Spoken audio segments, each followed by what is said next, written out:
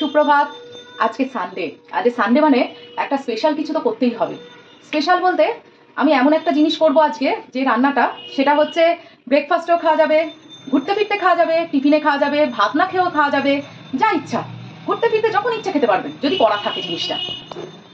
আচ্ছা, জিনিসটা কি করছি সেটা পরে বলছি, আগে কি কি লাগবে সেসব বলে দিই। আমার বাড়িতে আমি রান্না করি, তোমরা ভালো মতো জানো যে আমার বাড়িতে যা যা থাকে সেই সব নিয়েই আমি রান্না করতে ভালোবাসি, যাতে আমার রান্না দেখে সবাই সেই রান্নাটা করতে পারে। প্রথমে নিয়েছি একটু বাঁধাকপি কুচি, একদম কুচি কুচি করে করে কেটে নিয়েছি। কেটে নিয়ে সেটাকে একটু নুন দিয়ে মাখিয়ে রেখে দিয়েছিলাম। এখানে নিয়েছি পেঁয়াজ আর কাঁচা লঙ্কা, শুধুমাত্র একদম কুচি কুচি করে চপারে চপ করে নিয়েছি। এবারে কি করব, এই বাঁধাকপিটা আমি এরম করে চেপে চেপে যতটা পারি এরম ভাবে, এই যে দেখুন, একদম জলটাকে যতটা পারে চেপে নিয়ে নিচ্ছি বাঁধাকপিটা।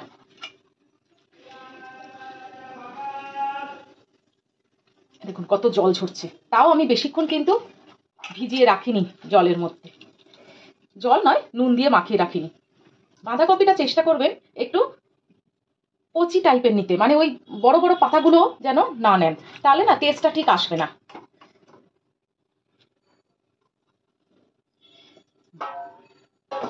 এর মধ্যে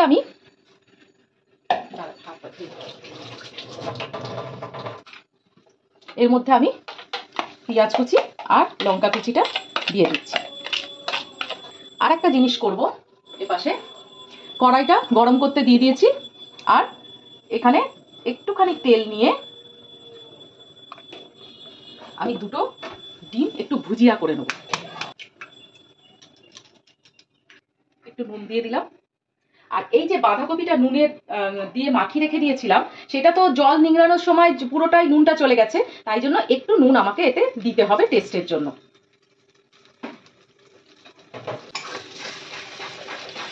এই রেসিপিটা আমার মনে হয় কেউ খাননি, খেয়েছেন হয়তো দু একজন, কিন্তু আমি এখানে কোথাও খাইনি। আমি যখন আসামে ছিলাম তখন আমি এই রেসিপিটা খেয়েছিলাম, এত ভালো লাগে, ওই জন্য আমি ভাবলাম যে না, সবাইকেই দেখাই রেসিপিটা।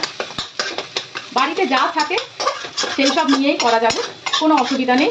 ডিম, বাঁধাকপিটা হয়তো অনেক সময় এই সময়টা অনেকের বাড়িতে থাকে না, কিন্তু একটু বাজারে গেলেই পাওয়া যাবে, বেশি দামও নয়। আমার ভুজিয়া হয়ে গেছে।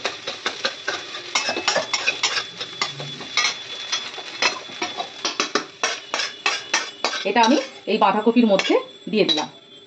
দুটো ডিম ছিল, কিন্তু আমি যে পরিমাণে বাঁধাকপি নিয়েছি তাতে আমার দুটো ডিম লেগেছে। এবার আমি এটাকে একটু মেখে নেব।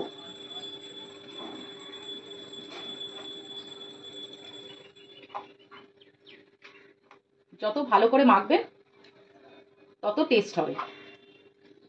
ডিমের ভুজিয়াটা যেন এই বাঁধাকপি, পেঁয়াজ, কাঁচা লঙ্কার সঙ্গে একদম মিশে যায়।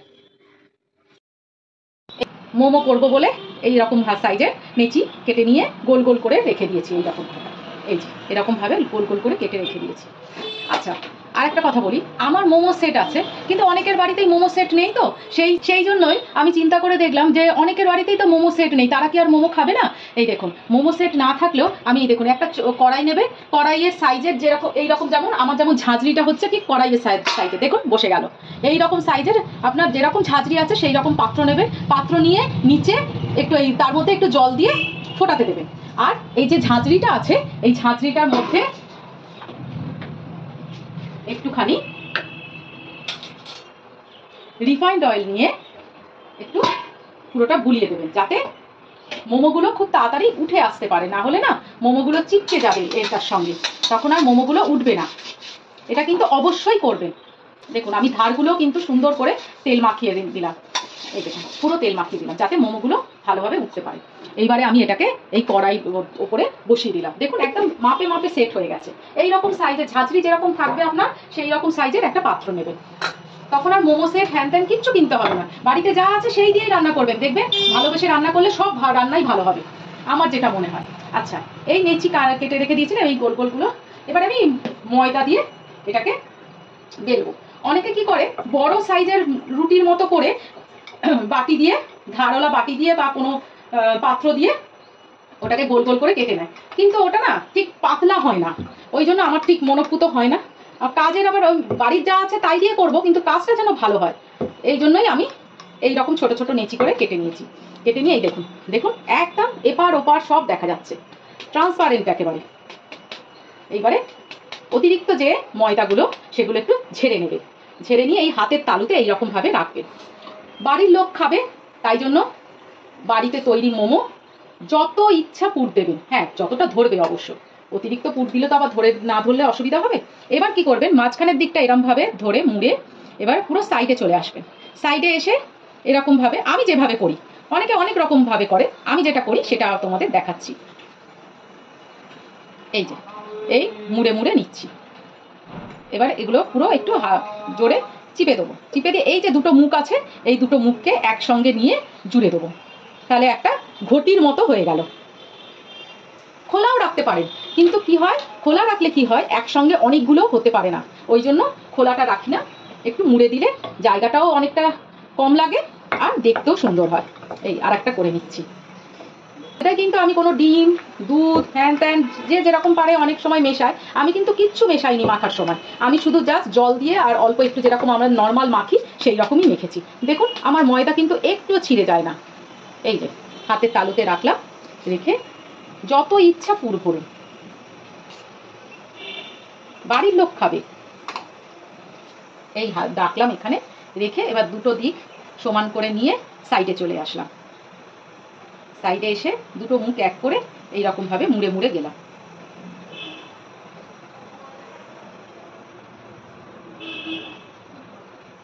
মুড়ে দিয়ে এবারে পুরো জিনিসটা চিপে দেবেন ভালো করে জোরে, তারপরে দুটো মুখকে নিয়ে বন্ধ করে দেবেন।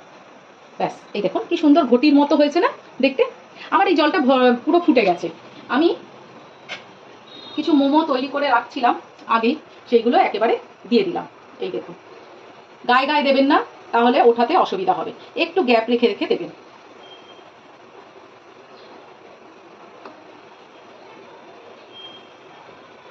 ব্যাস আর আমি দেবো না এর মধ্যে, এটার উপরে একটা ঢাকা দিয়ে দেবো। এই ঢাকা দিয়ে দিলাম, এটা হতে থাক।